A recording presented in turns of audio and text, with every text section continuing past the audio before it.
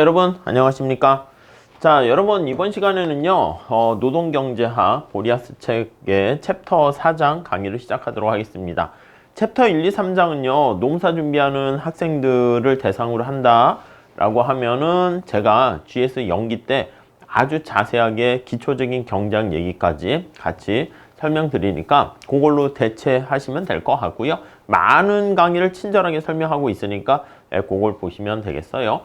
자, 그래서 그 뒤에 우리 교재를 가지고 제가 편정한 교재를 가지고 수업을 진행하는데 그 내용으로 하겠지만 교과서를 또 보고 싶어 하는 분들이 많이 계시더라고요. 그래서 이렇게 교과서 특강을 마련했으니까 농사 준비하시는 분들은 뭐 진도에 맞춰 가지고 차근차근 한번 보시면 될 것 같고요. 그렇지 않고 학교에서 노동경제학에 관심을 갖고 수업을 듣거나 하시는 분들은 이 책이 가장 기본서로 많이 사용됩니다. 그렇기 때문에 이 책을 중심으로 해서 공부를 쭉 하시다가 관련 레퍼런스가 또 거기 많이 있잖아요. 그걸 보시거나 또 괜찮은 사례가 많이 있습니다.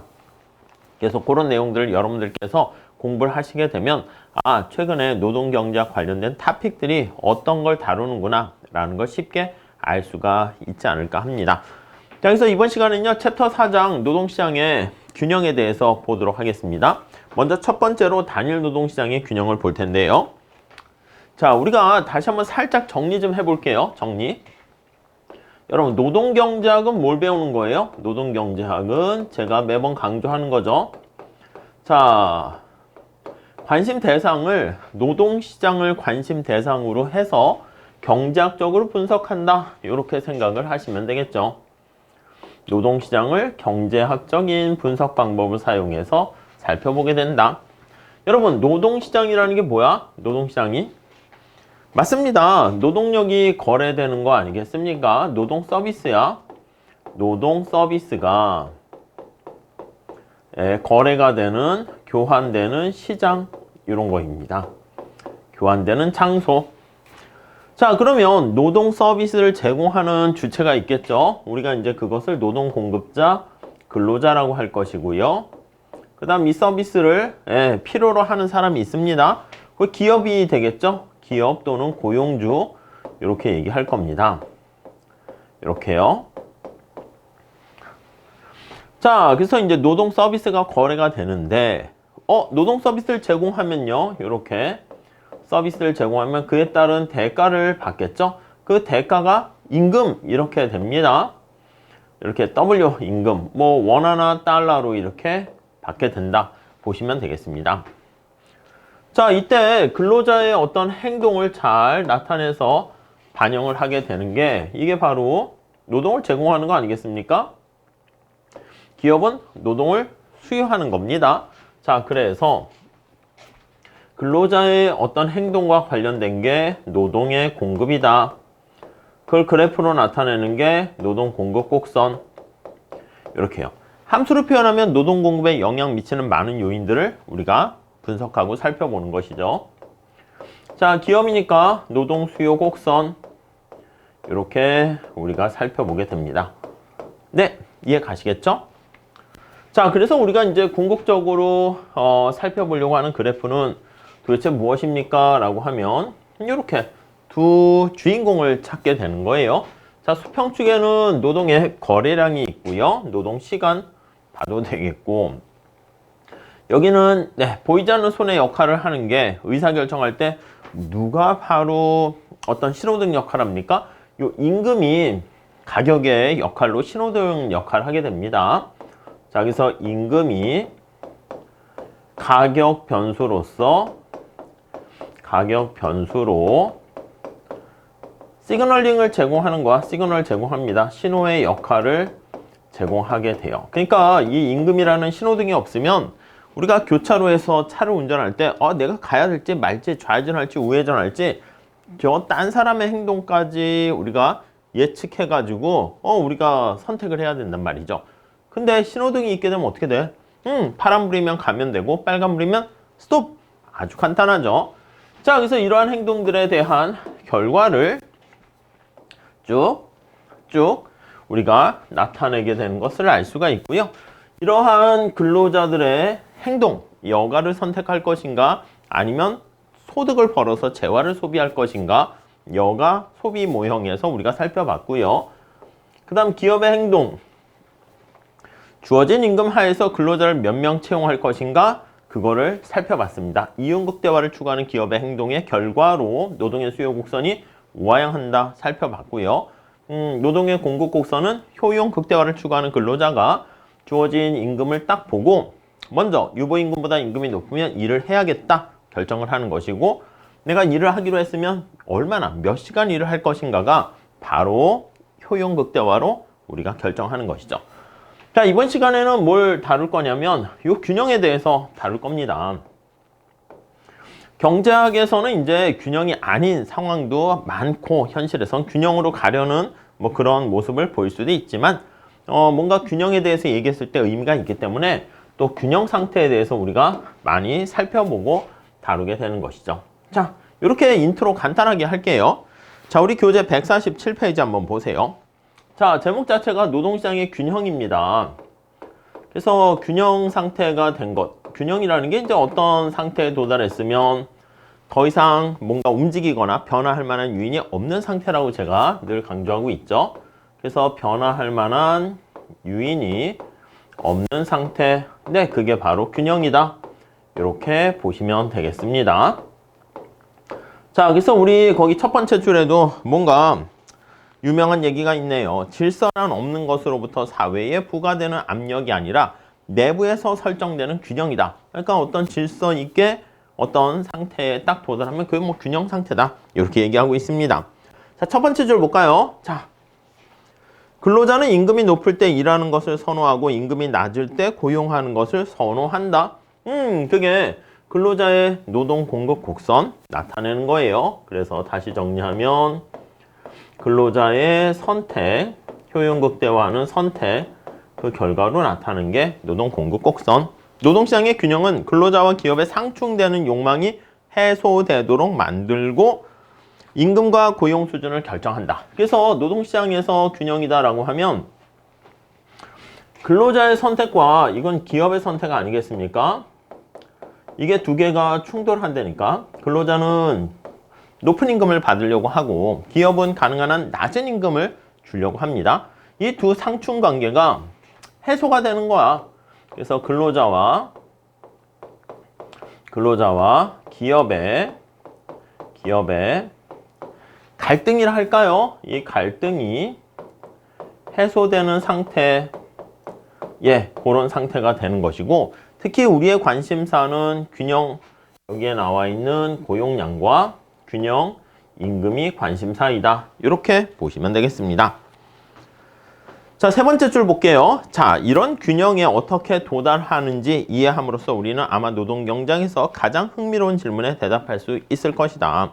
임금과 고용이 증가하거나 감소하는 이유는 무엇인가? 자, 해소된 상태이고 우리의 관심사는 균형 임금과 균형 고용량이 관심사가 됩니다.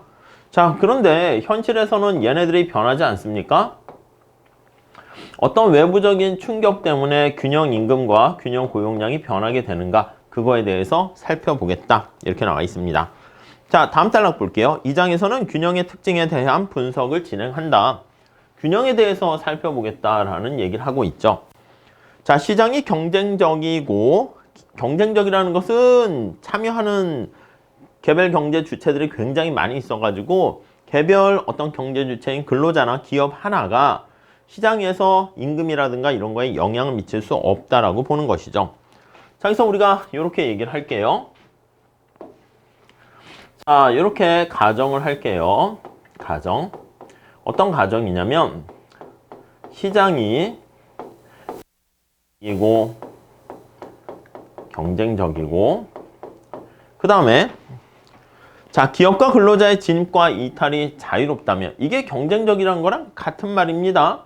그래서 근로자와 기업이 시장에 진입을 하거나 엔트리를 한다거나 아니면 엑시트 하는 게 자유롭다면, 자, 그러니까 이제 진입 장벽과 퇴출 장벽이 없는 거예요. 자, 그러면 우리는 근로자가 기업에 적절히 배치된 균형 상태, 자, 이렇게 되어 있는 상태에서 균형 상태가 바로 뭐냐면 근로자와 기업이 적절이라는 말이 있죠. 그래서 적절하게. 이제 우리는 이거를 최적이라는 말로 씁니다. 적당, 뭐 적정 이런 표현을 써요. 적정, 최적 이런 같은 말로 보시면 되겠습니다. 최적으로 배치라는 말이 이제 배분하는 거랑 같은 말이죠. allocation 아니겠습니까? 예, 배분된 어떤 균형 상태에 도달하게 되면 자, 이게 가장 바람직하다 이렇게 얘기할 거예요. 요게 효율적이다 이렇게 얘기할 거예요. 효율적이다. 우리 효율적이라는 것은 기본적으로 그냥 더 이상 낭비가 없다 이렇게 생각하시면 되겠습니다. 이렇게 낭비가 없는 상태, 아니면 더 이상 이보다 파레토 개선이 가능하지 않은 상태, 이렇게, 아니면 최소의 비용으로 최대의 효과를 달성하는 상태, 이렇게 보시면 되겠습니다. 자, 이 배분이라는 게 거기는 배치라는 말을 썼습니다. allocation이죠. 어떻게 배치를 할 것인가, 잘 배치했다라는 상태가 효율적인 배치, 이렇게 표현을 할 겁니다. 자, 다시 설명하고 있습니다. 즉, 근로자를 각 기업에 선별해서 분류하는 것이 근로자와 기업의 거래를 통해서 축적하는 이익을 극대화한다. 자, 거래요. 교환을 통해서 얻게 되는 이득을 가장 극대화하는 상태다라고 보시면 되겠습니다. 자, 여기서 이 효율적이라는 게 우리가 이제 뭐라고 얘기했냐면 맥스 이득을 극대화하는 상태다. 여기서는 이제 두 경제 주체가 있죠. 근로자와 기업이 있으니까 근로자의 이득과 기업의 이득을 극대화하는 상태, 이렇게 보시면 되겠습니다. 자, 이 결과는 알고 있습니다. 자, 빨간 글씨로 되어 있습니다. 이 결과는 애덤 스미스가 얘기한 그 유명한 보이지 않는 손, 그 기능을 얘기하죠. 그게 바로 뭐야? 가경 아니겠습니까? 그래서 보이지 않는 손의 기능에 대해서 얘기를 하고 있습니다. 오케이? 자, 두 번째 줄 보시면 자신만이 이기적인 목적을 추구하여, 아니 근로자와 기업은 자고로 자신의 이득을 추구하는 주체입니다. 뭔가 이타적이고 그런 건 아니고요. 자, 그래서 여기서 보면 개인은, 자, 근로자와 기업 모두 개개인의 경제 주체라고 할 때 우리가 흔히 사익을 추구한다 이렇게 얘기합니다. 사익을 추구해요. 개개인의 이득을 추구합니다. 이렇게 사익을 추구하는데, 네, 거기 나와 있는 것처럼 의도적으로 추구하지 않았던 결과, 그러니까 자신의 이득을 위해서 최선을 다한 것 뿐인데 그게 사회 전체적인 이득을 극대화시키는 공익으로 이렇게 전환된다 이렇게 보시면 되겠습니다.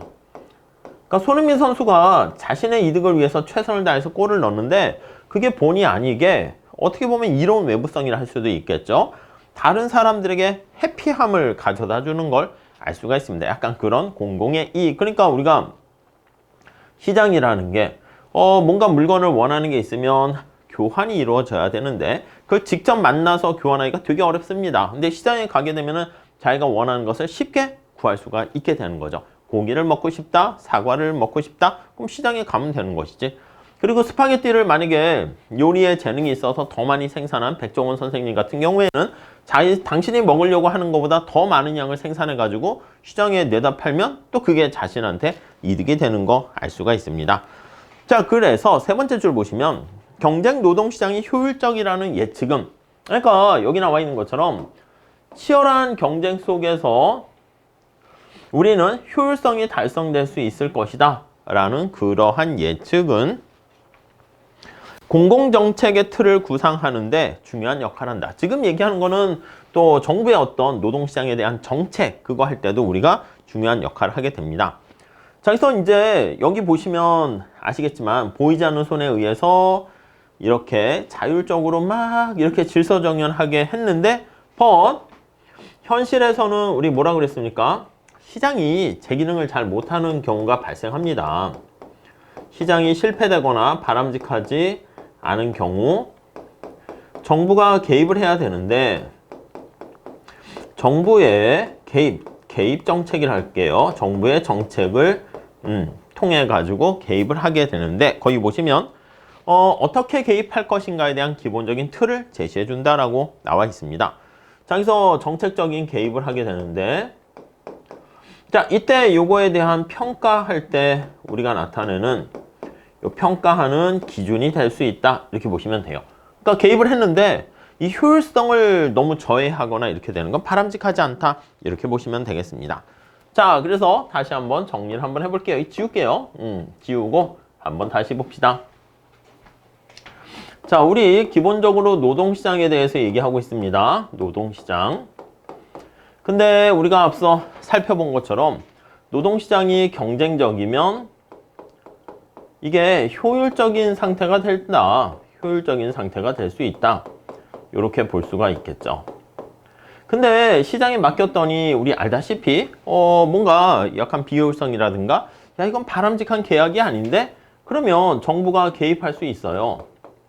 정부가 개입을 하게 되는데 이러한 정부 개입, 네, 그거에 대한 평가의 잣대 중에 하나가 여기 나와 있는 효율성에 어떤 영향을 미치는가 그런 걸 보는 것이죠. 그러니까 우리가 시장 실패다라고 하면 시장에서의 효율성이 깨졌을 때 정부가 개입해서 이 효율성을 높이게 되면 정부 개입이 타당해 이렇게 얘기할 수 있게 된다는 것이죠. 자, 여기서 평가 기준은 지금 말씀드린 것처럼 이 평가 기준은 자, 거기 나와 있는 것처럼 어떤 정책의 자원의 효율적 배분을 가져오는지 그러니까 요거 측면에서 보는 거죠. 효율적인 배분 요 측면에서 우리가 보게 될 것이고 정부가 개입했더니 뭔가 비효율성이 발생해서 그 비효율성이 거기 보시면 효율 비용이라고 합니다. 효율 비용 이제 초과 부담 같은 걸로 표현하고 있습니다. 비효율성, 효율 비용 아니면 데드웨이 로스 이렇게 얘기하죠. 익세스 버든이라는 초과 부담. 이제 보통 이거는 이제 조세를 부과했을 때 미치는 효과에 대해서 언급을 하게 됩니다. 자, 우리는 또한 수요 독점 시장과 같이 비경쟁 시장에서 노동 시장의 균형의 특성을 분석할 겁니다. 차차 우리가 이제 뒤에 이런 시장을 얘기할 거야. 경쟁적이고 효율적인 상황에서 얘기할 거고 거기 보시면은 수요 독점 시장 같은 경우 수요 독점 시장 자, 이 경우는요 경쟁 시장이 아니지 그래서 비경쟁적인 시장이죠. 그래서 불안정 경쟁 시장 책에서는 비경쟁 시장 이렇게 표현하고 있습니다. 비경쟁 시장 네, 비경쟁 시장에서의 노동 시장의 특성 이걸 분석하게 되고요. 이러한 시장 구조는 독특한 특징을 가진 균형을 갖게 됩니다. 자, 어떤 특성을 갖게 됩니까? 라고 하면은요. 우리 이제 시장의 독점의 특성에서 알다시피 여기서는 지금 수요자가 하나 있는 거야. 그래서 여기 보시면 수요자가 하나 있는 거야. 수요가 독점이죠. 그렇죠? 근로자를 채용하는 기업이 하나 있는 거야. 그래서 기업이 한 개 모노폴리로 이렇게 존재하는 거야. 자, 언제나 독점이다라고 하면은요, 완전 경쟁 시장에 비해서 어떤 상황이 발생합니까? 하면 어떤 균형 상태에 도달했을 때 이 균형은 균형인데 이게 비효율적입니다. 비효율적이라고 얘기하면 이제 뭐가 비효율적이냐라고 하면요. 더 근로자를 채용할 수 있는데 채용을 더 안 해. 그래서 거기 보시면 고용을 덜 하고 고용을 과소하게 고용을 하고요. 임금을 근로자가 창출한 가치만큼 줘야 되는데 낮은 임금을 줍니다. 낮은 임금을 이렇게 제공한다. 이렇게 정리를 하시면 되겠습니다. 그래서 이제 앞서 말씀드린 것처럼 정부가 이렇게 비효율적인 상황을 유발하게 되니까 할 여지가 생기는 거야. 근데 개입을 했을 때 지금 얘기한 것처럼 효율성을 더 증가시켜야지 정부의 개입성에 정당성을 부여받는다. 이렇게 정리를 하시면 되겠습니다. 자, 148페이지 가보시면 이 장에서는 그래서 요 수요독점 시장 얘기뿐만 아니라 또 어떤 거를 살펴볼 거냐면 자, 거기 텍스 부과했을 때 미치는 효과 요것도 살펴볼 거고요. 그 다음에 보조금을 지급했을 때 미치는 효과 요것도 살펴볼 거고요. 자, 그 다음에 이제 노동시장에 관련한 이민에 대해서 또 미치는 영향, 요거를 살펴볼 겁니다. 자, 여기서 다양한 정책 응용 사례를 살펴보고 이러한 정부의 정책이 이러한 어떤 충격으로 다가오는 거야. 정부의 정책이죠. 그래서 정부의 정책이 노동시장에 어떤 영향을 미치는가 그걸 볼 거예요. 노동시장에 언제나 계속 얘기하는데 균형에 초점을 맞춰달라고 했습니다. 균형에 미치는 영향, 네, 요거에 초점을 맞춰서 우리가 볼 겁니다. 자, 다시 균형이라 하면 뭐에 대해서 다루는 거야? 균형이라 하면 그치, 균형이라 하면 어떤 균형? 예, W와 고용 이거에 대해서 관심을 갖는다. 이렇게 보시면 되겠습니다. 자, 여기까지 우리가 살짝 인트로로 우리가 얘기를 했고요. 다음 시간에 저기 나와 있는 단일 노동시장에서의 균형 어떻게 살펴볼 수 있는지 다음 시간에 이어서 살펴보도록 하겠습니다. 감사합니다.